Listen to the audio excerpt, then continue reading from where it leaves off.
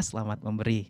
Nah, saudara yang dikasih Tuhan, hari ini istimewa sekali karena hadir bersama-sama dengan kita hamba Tuhan, yaitu Bapak Pendeta Zakaria Endit atau biasa dipanggil dengan Pak Endit, saudara ya.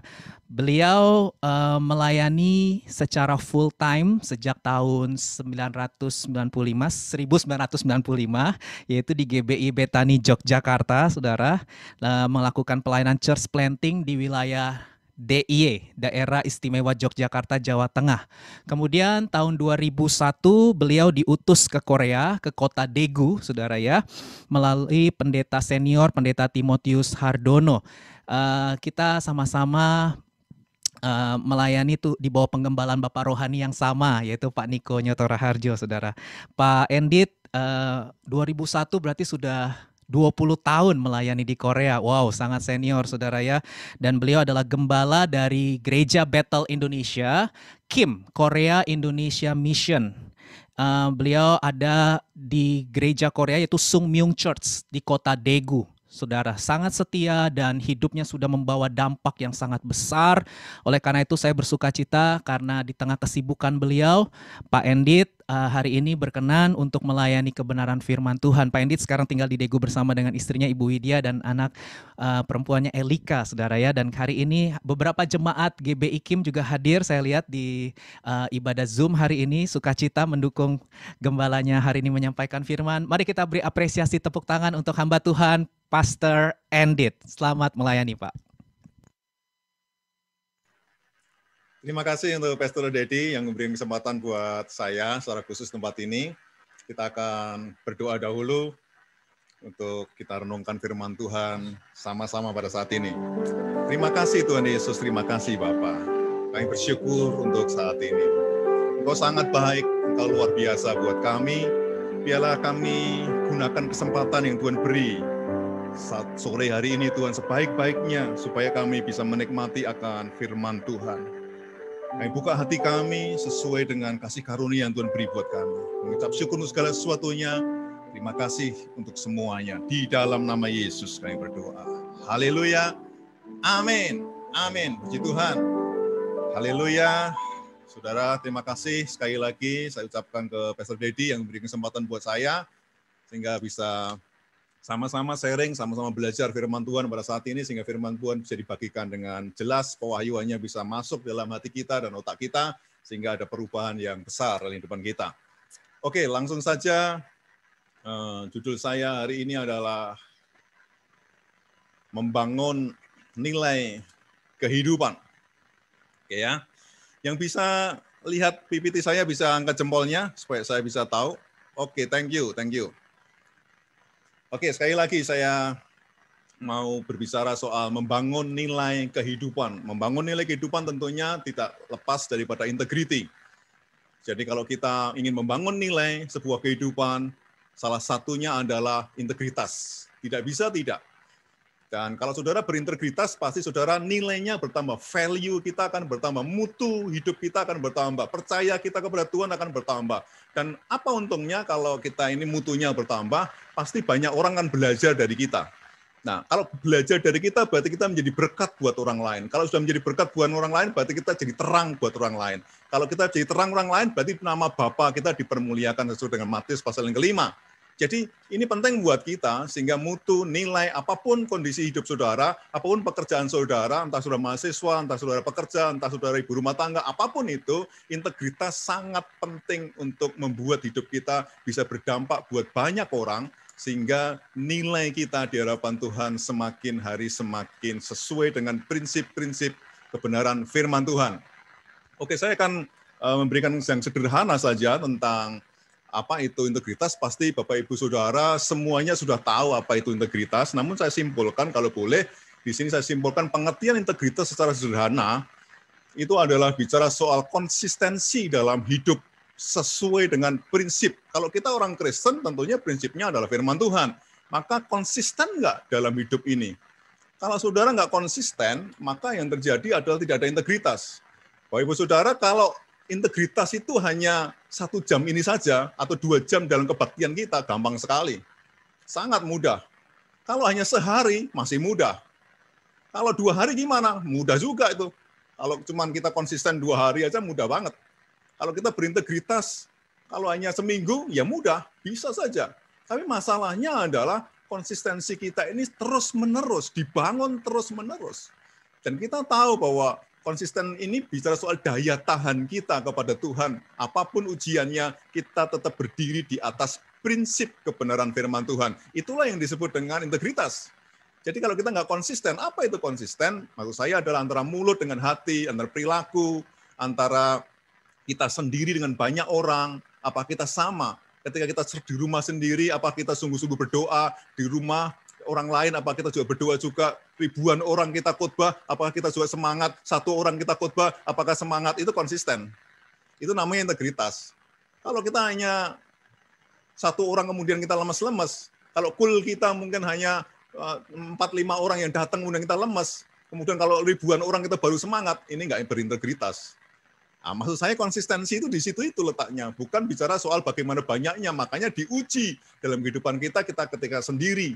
Dan ini yang saya sebut bahwa bagaimana prinsip-prinsip dalam kehidupan kita ini benar-benar kita mengerti sesuai dengan apa yang kita imani, yaitu firman Tuhan. Maka penting sekali, tadi saya bersyukur di mana BIC setiap hari ada renungan-renungan, kita Mazmur, dan sampai tahun ini bisa full ya, 66 kitab. Itu luar biasa, artinya apa? Bahwa kita benar-benar mengerti prinsip-prinsip kebenaran firman Tuhan itu sendiri. Nah, kalau sudah seperti itu, apa yang akan kita lakukan? Nah, disinilah yang disebut dengan menjadi orang yang bernilai.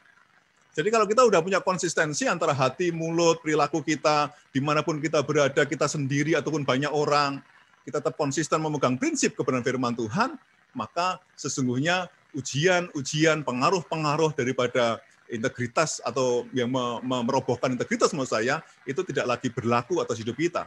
Kita tetap kokoh maksud saya ketika ada ujian-ujian integritas. Makanya menjadi orang yang bernilai itu proses menuju ke sana, berjalan naik dan naik sampai ke next level di mana Tuhan juga terus menyertai kehidupan kita. Nah, pertanyaannya adalah bahwa integritas itu tidak mungkin diturunkan. Artinya bukan keturunan menurut saya. Misalnya saya berintegritas, kemudian anak saya pasti integritas. Tidak bisa. Misalnya bapak saya integritasnya luar biasa, kemudian saya tiba-tiba integritasnya juga bagus. Tidak bisa.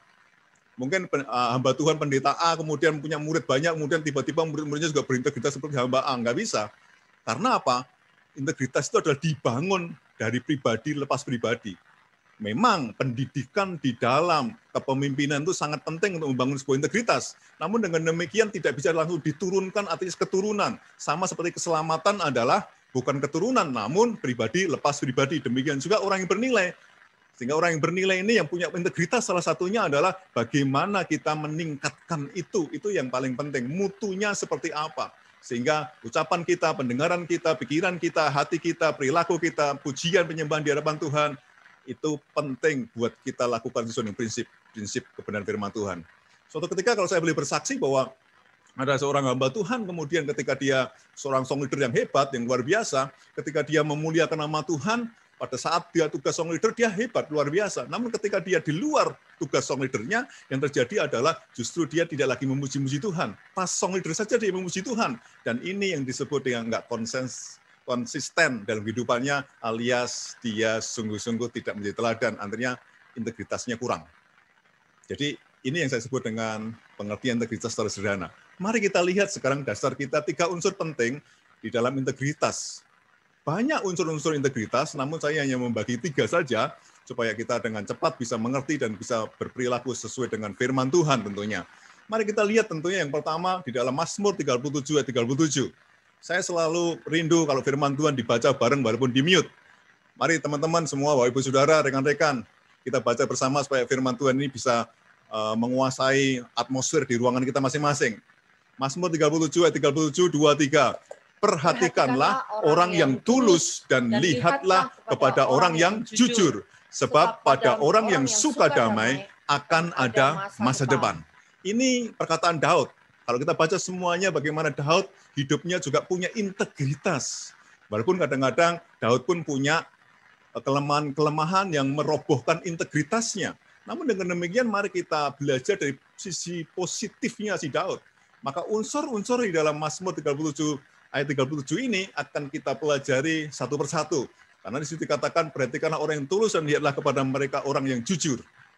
Nah, mari kita lihat satu persatu. Nah, yang pertama adalah jujur, Bapak Saudara. Jadi unsur yang paling dasar di dalam integritas itu adalah kejujuran. Bagaimana mungkin kalau kita ini nggak mau jujur? Kalau kita sudah tahu kebenaran, kemudian kita masih berpikir bergumul, sampaikan enggak ya? Sampaikan enggak ya? Kalau kita masih punya sesuatu hal yang sungkan, padahal dalam diri kita tahu bahwa itu kebenaran. Bahkan Yakobus bilang, kalau kamu tahu bahwa itu kebenaran, tapi kamu nggak melakukannya, Yakobus bilang, kamu berdosa. Jadi kalau kita nggak melakukan, maka kita berdosa. Nah, kejujuran kadang-kadang ditunda-tunda. Orang yang menunda kejujuran sebenarnya nggak jujur. Integritasnya perlu dipertanyakan. Maka penting buat kita, kalau kita jujur, baik jujur itu baik dengan Tuhan, jujur dengan teman, jujur dengan diri kita sendiri, tentunya tidak sembarang orang kita jujuri kan. Tidak sembarang orang kemudian kita jujur, kita membuka segala sesuatunya kan, bukan. Maksud jujur di tempat ini bagaimana kita ini tidak menipu diri kita sendiri, menipu teman dekat kita sendiri, atau pasangan hidup kita. Ada banyak keluarga-keluarga yang hancur, perselingkuhan terjadi di mana-mana gara-gara nggak jujur. Baru-baru ini saya sedang mengkonselingi teman-teman, bukan yang ada yang di Korea, teman-teman yang ada di luar Korea, tapi orang Indonesia, kemudian punya problem-problem rumah tangga, dan mereka problem rumah tangga yang pertama adalah ketidakjujuran satu dengan yang lainnya. Apa yang terjadi? Mereka mulai ancur-ancuran, hidupnya mulai berantem, kemudian merasa dalam dirinya benar sendiri dan sebagainya. Maka tidak ada integritas yang dibangun di dalamnya. Mazmur Daud tadi jelas dikatakan penuh dengan kejujuran. Bagaimana Daud juga penuh dengan kejujuran. Kalau orang yang nggak jujur, pasti akan menipu banyak orang. Dosa beranak dosa. Ketidakjujuran akan beranak ketidakjujuran juga. Dan ini yang kita tidak mau di tahun-tahun integritas ini. Mari kita membangun integritas dengan penuh kejujuran sesuai dengan kehendak Tuhan tentunya. Nah, contohnya apa? Apa itu jujur? Itu tidak curang, bohong, atau menipu. Jelas.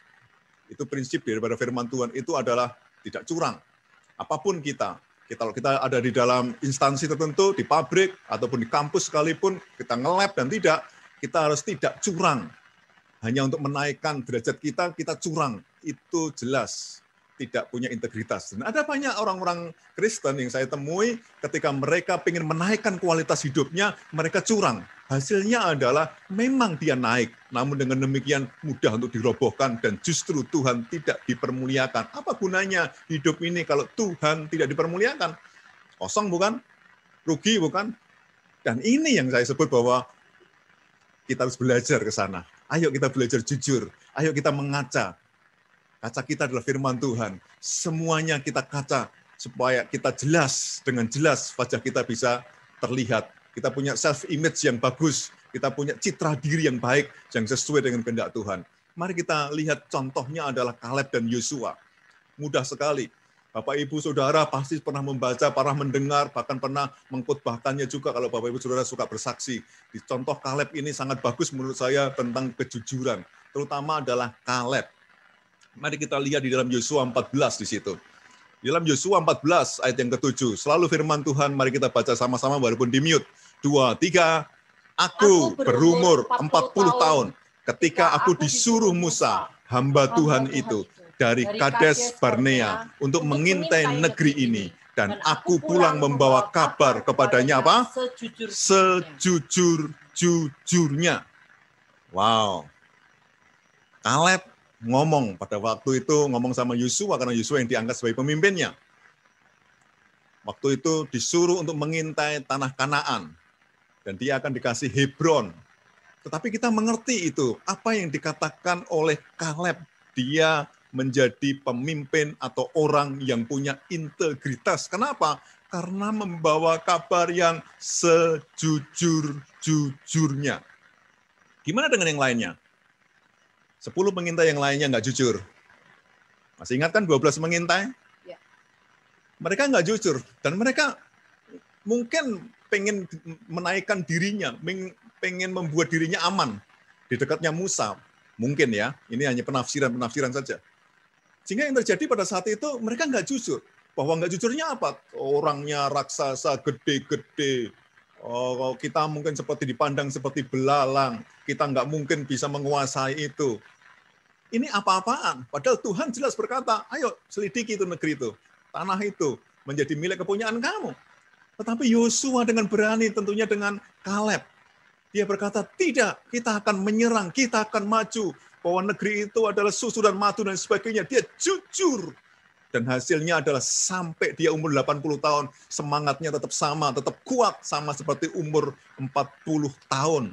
Ini yang menarik buat kita, harus kita pelajari bahwa kejujuran membawa dampak dia semakin hari semakin naik dan bukan turun. Kalau saudara jujur, pasti saudara akan diberkati untuk menjadi naik. Kalimat berkat bukan soal materi, tapi kalimat berkat bisa menjadi berkat buat banyak orang. Yang saya katakan sejak awal tadi. Sehingga inilah pada mulanya saya berkata bahwa kejujuran harus dibangun dari sekecil apapun. Harus dibangun dari sekecil apapun. Ada pertanyaan-pertanyaan yang menarik bahwa Pak, menipu soal kecil itu boleh atau enggak Pak demi kebaikan. Saya berkata bahwa kalau saudara punya integritas, saudara memegang prinsip firman Tuhan dan saudara lakukan firman Tuhan, apapun itu yang disebut dengan menipu sekecil apapun alasannya jelas keliru. Tujuan yang bagus dengan cara yang salah itu adalah salah. Walaupun tujuannya bagus. Sekali lagi. Kalau saudara punya visi yang bagus, tujuan yang bagus, tapi cara untuk meraih visi tersebut keliru, semuanya jadi keliru. Itu ada dalam ayatnya juga. Kalau seluruh hukum itu kamu lakukan, namun ada satu yang tidak kamu lakukan, kamu salah kepada semuanya. Misalnya kamu boleh membunuh. Maaf, kamu tidak boleh membunuh, tapi kamu mencuri. Sama saja kamu menghancurkan segala sesuatunya. Oleh sebab itu, sama dengan hal ini, bahwa kejujuran seharusnya menjadi gaya hidup kita, sehingga kita bisa mudah membangun sebuah integritas di dalam kehidupan kita, Bapak Ibu Saudara. Haleluya. Saya mau interaksi dulu. Yang mengerti firman Tuhan hari ini bisa angkat jempolnya supaya saya bisa tahu semuanya. Oke, apakah saudara masih oke atau tidak gitu ya? Karena saya kadang-kadang di tempat ini langsung ngebut saja, kemudian saudara tertidur, saya nggak tahu gitu ya. Maka saya harus lihat wajah-wajah saudara, seharusnya seperti itu. Haleluya. Yang berikutnya, Bapak Ibu Saudara, itu bicara soal tulus dan murni tadi dalam Mazmur tadi. Unsur yang kedua adalah ketulusan. Ini pasti sudah dibahas kemarin di Mazmur 24. Itu juga ada ketulusan dan ada kemurnian. Memang bahasa Inggrisnya adalah integrity, itu adalah ketulusan kalau kita melihat bahasa Indonesianya. Jadi apa yang dimaksud dengan ketulusan? Apa yang dimaksud dengan kemurnian hati? Bapak Ibu Saudara pasti sudah tahu ini apa yang disebut dengan ketulusan dan itu disebut dengan kemurnian hati. Mari kita lihat apa itu. Di sini saya mau simpulkan adalah tidak ada campuran kebenaran pribadi dengan kebenaran firman. Motivasinya itu nggak boleh dicampur di dalam hati kita. Ada campuran yang namanya kebenaran pribadi. Setiap orang punya kebenaran pribadi. Setiap suku, setiap bangsa punya kebenarannya sendiri-sendiri. Namun tidak boleh dicampur dengan kebenaran pribadi. Kalau sampai firman Tuhan dicampur dengan kebenaran-kebenaran itu, maka kita tidak jadi tulus. Tidak mungkin kita menjadi murni hatinya. Namanya aja integritas itu adalah keutuhan, tidak berlubang, utuh. Artinya berarti kita tulus, setulus-tulusnya. Kalau tulus, Yesus pernah berkata seperti merpati, bukan? Kita tulus, punya ketulusan yang hati. Saudara-saudara yang mencintai Tuhan, mencintai seseorang, punya kekasih seseorang, saudara punya ketulusan atau tidak. Dan ini penting, kemurnian, motivasinya apa? Di dalam otak kita ini apa? Di dalam hati kita ini isinya apa? Kalau masih dicampur dengan kebenaran pribadi, itu bukan tulus. Karena kebenaran pribadi akan mengenakkan tubuh kita saja. Kebenaran pribadi akan membentengi dalam diri kita sendiri. Sehingga yang terjadi, yang penting aku seperti ini. Nggak urusan dengan yang lainnya. Maka inilah integritasnya jelas. Dia tidak mungkin bisa kokoh sesuai dengan prinsip firman Tuhan. Karena punya kerinduan pribadi. Bukan kerinduan yang memang Tuhan taruh dalam kehidupan kita. Kalau tadi sudah dikatakan bahwa Tuhan izinkan saya di tahun 2001, di Februari saya masih ingat, waktu itu saya belum pernah pergi ke luar negeri, memang saya church planting di Jawa Tengah dan DIY, saya membuka gereja-gereja di sana, membantu waktu itu di gereja saya ada. Kemudian tiba-tiba atas penentuan Tuhan tentunya mereka rapat penatua-penatua yang ada, kemudian saya diutus ke tempat ini, dan waktu itu saya jelas tidak ada satu unsur membayangkan Korea pun tidak. Karena ada teman saya yang jago, yang pintar, yang luar biasa, bahasa Inggrisnya jago, teologianya oke, sudah lulusan dari S2 dan sebagainya. Tapi saya enggak. Mereka punya apa ya? Teman saya ini punya cita-cita memang ke arah sana. Suatu ketika sama penatua yang ada tentunya orang inilah yang saat itu sudah ditulis namanya bahwa akan dikirim ke Korea karena ada yang ada di Amerika dan sebagainya. Kemudian orang ini yang di Korea. Saya nggak mikir karena saya waktu itu Bapak Ibu Saudara, saya ini orang kampung, orang desa.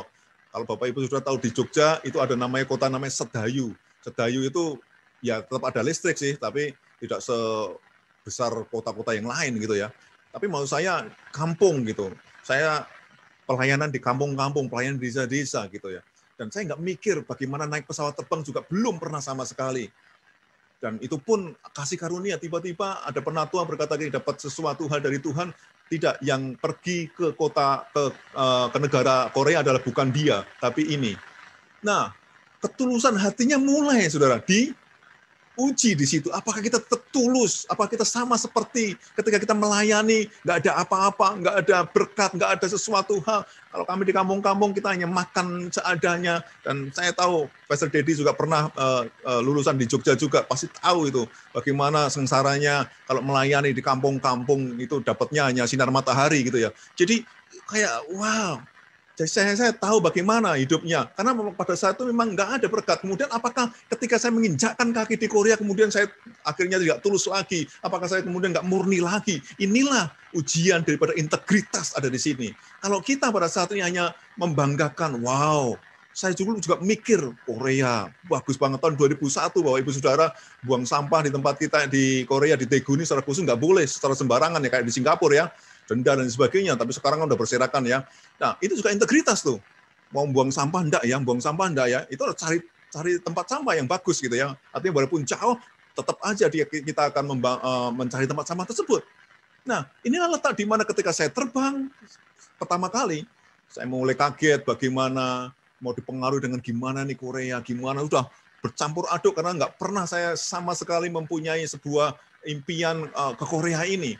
Dan saya nggak bisa membayangkan naik pesawat terbang berapa jam dan sebagainya. Dan jeleknya adalah saya juga nggak urus visa.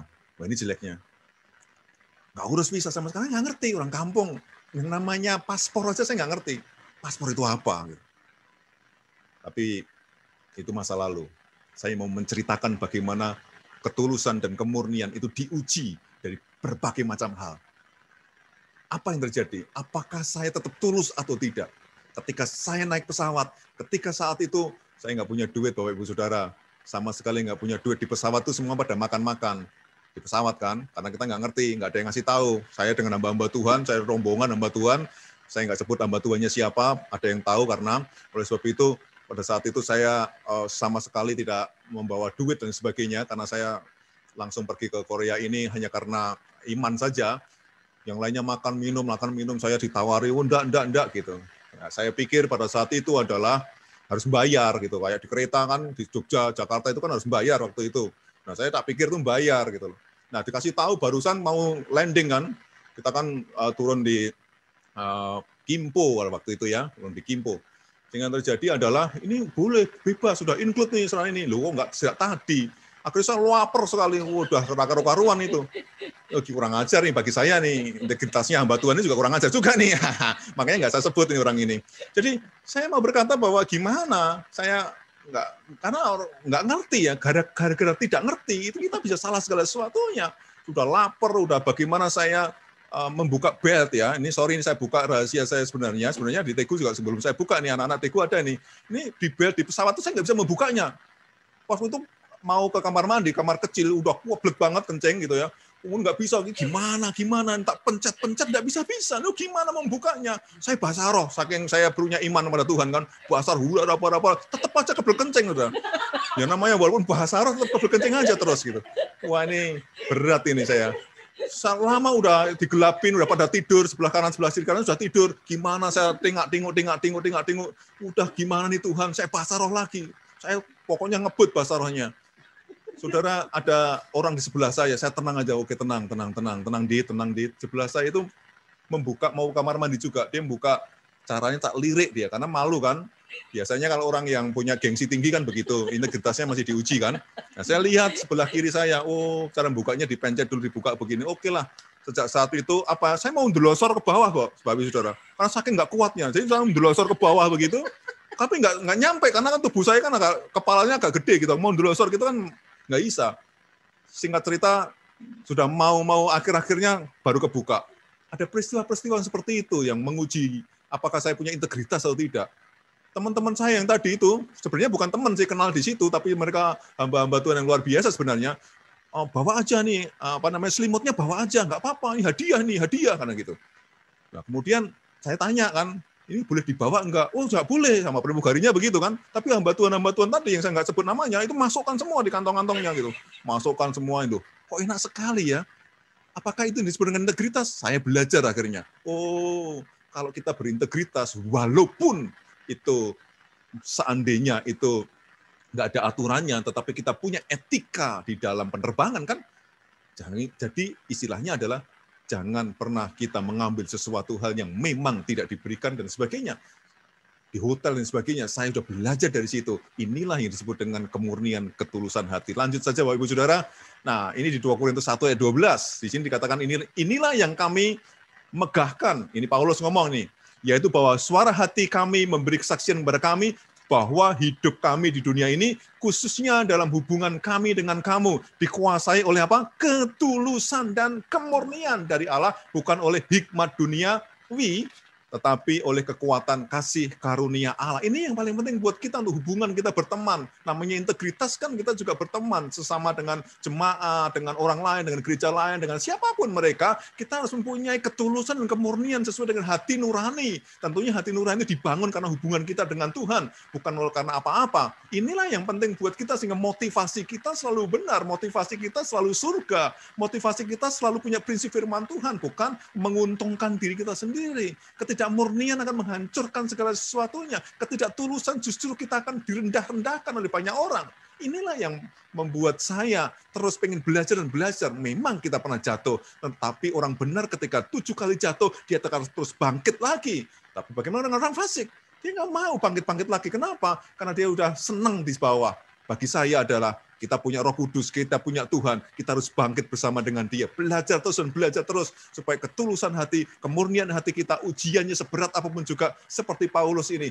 Terus dia di jemaat Korintus, dia memakai prinsip ketulusan dan kemurnian hati. Motivasinya adalah jemaat Korintus itu mengenal Kristus Yesus dengan benar, bukan dengan cara-cara yang keliru dan yang salah. Dia motivasinya menunangkan jemaat Korintus kepada Kristus. Inilah yang disebut dengan integritas Paulus teruji. Terakhir, Bapak Ibu Saudara. Yang terakhir kita bicara masalah bertanggung jawab. Nah, kalimat bertanggung jawab di sini, memang di dalam Mazmur 37-31 adalah orang yang membawa damai. Tapi saya gantikan dengan bertanggung jawab. Karena penting unsur integritas itu punya tanggung jawab. Langsung saja, saya mau katakan apa itu tanggung jawab, itu bisa menyelesaikan atau menghadapi pekerjaan itu dengan baik. Kalau bahasanya orang sana adalah amanah. Nah, inilah kita punya tanggung jawab.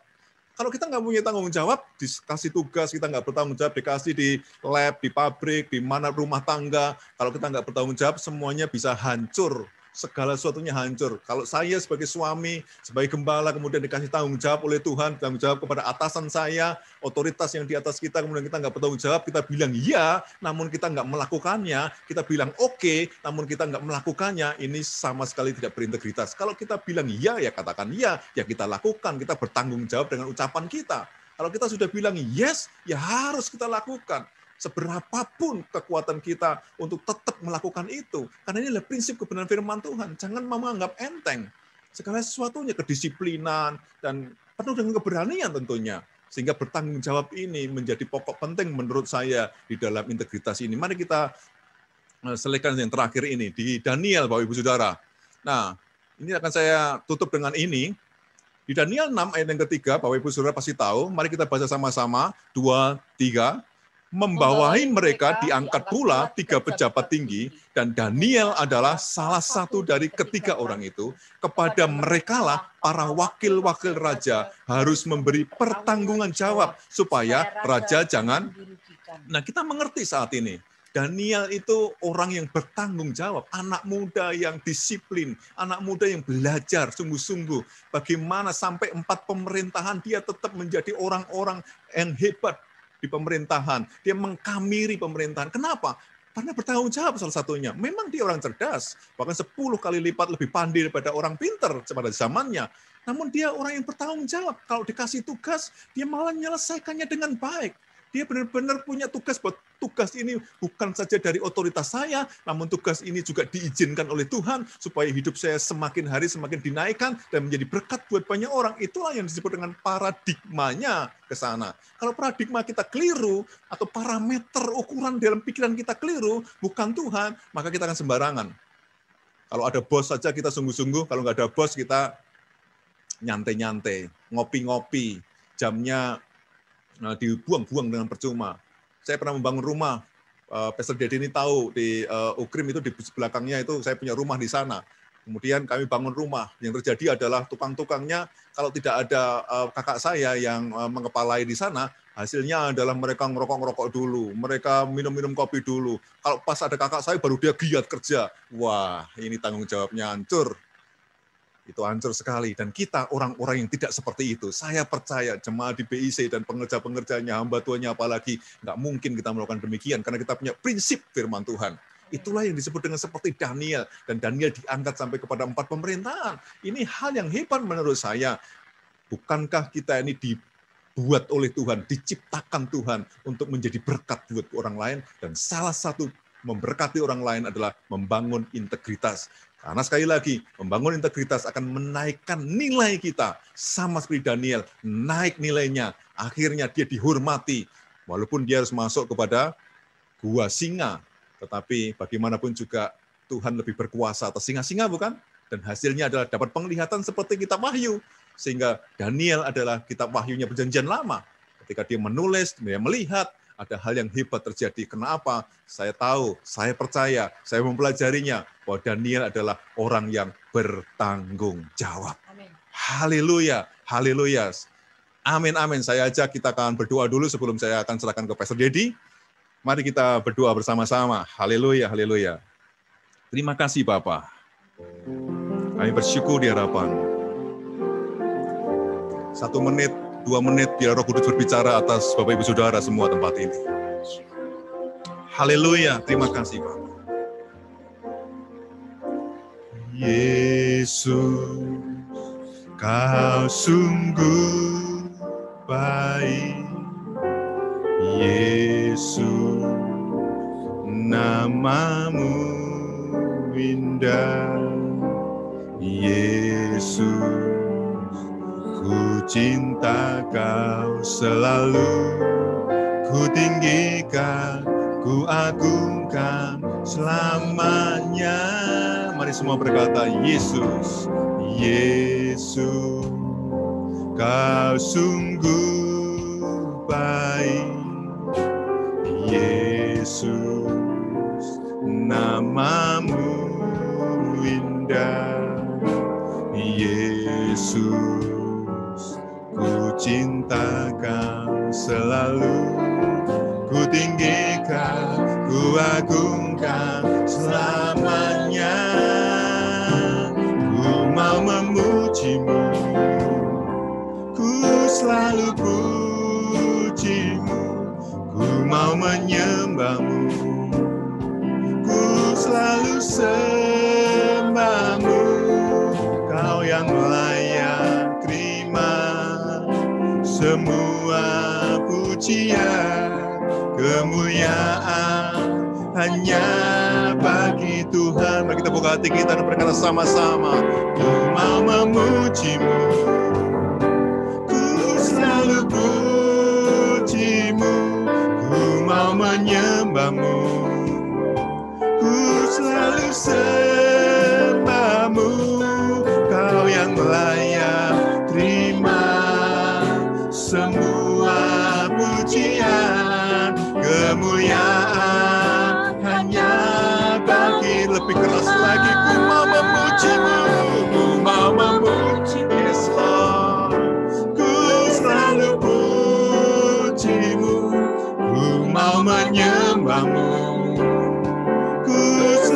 sembahmu, Kau yang layak terima semua pujian, kemuliaan hanya bagi Tuhan. Kau yang layak, Kau yang layak terima semua pujian, kemuliaan hanya bagi Tuhan. Kau yang layak, Kau yang layak terima semua pujian, kemuliaan hanya bagi Tuhan.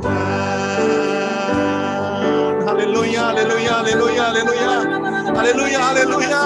Oh, Kau yang layak terima pujian, Kau yang layak terima hormat, kemuliaan hanya bagi namamu Tuhan Yesus. Glory bagi Raja segala Raja. Terima kasih Aba. Oh, haleluya, haleluya, haleluya.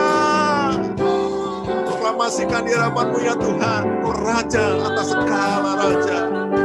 Terima kasih untuk firman-Mu Tuhan Yesus. Terima kasih Tuhan, bila berkat-Mu melimpah setiap kami, bila firman-Mu menguasai dalam alam pikir kami dan hati kami, sehingga kami bertindak hati-hati, sehingga kami boleh berintegritas sesuai dengan maksud tujuan Tuhan menciptakan kami.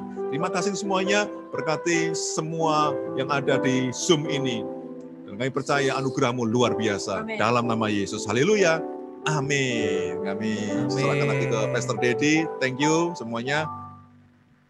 Terima kasih Pak Endit. Mari kita beri apresiasi tepuk tangan untuk hambanya Pak Endit, Ibu Widya hari ini melayani firman Tuhan yang sungguh memberkati kita semua. Mari sama-sama kita berdoa dan setelah itu saya akan berdoa berkat juga buat saudara ya. Bapa di surga, kami bersyukur untuk hamba-Mu, Bapak Pendeta Endit, Ibu Widya, Elika, keluarga yang mengasihi Tuhan. Urapan Allah senantiasa melimpah dalam hidup hamba-Mu, menggembalakan jemaat Tuhan di kota Daegu. Bahkan kami tahu Tuhan, Engkau sedang memperbesar dan memperluas kapasitas roh hikmat dari hamba-Mu ini sehingga hidupnya menjadi berkat dan dampak kepada lebih banyak orang bahkan bangsa-bangsa Tuhan. Terima kasih anugerah-Mu senantiasa melimpah untuk keluarga ini. Kami bersyukur untuk hari ini Tuhan. Kami boleh menaikkan doa, pujian, penyembahan kami. Berkati tim BIC Jakarta, Henry, Edu, dan Yohan yang sudah melayani pujian penyembahan, anugerah-Mu melimpah.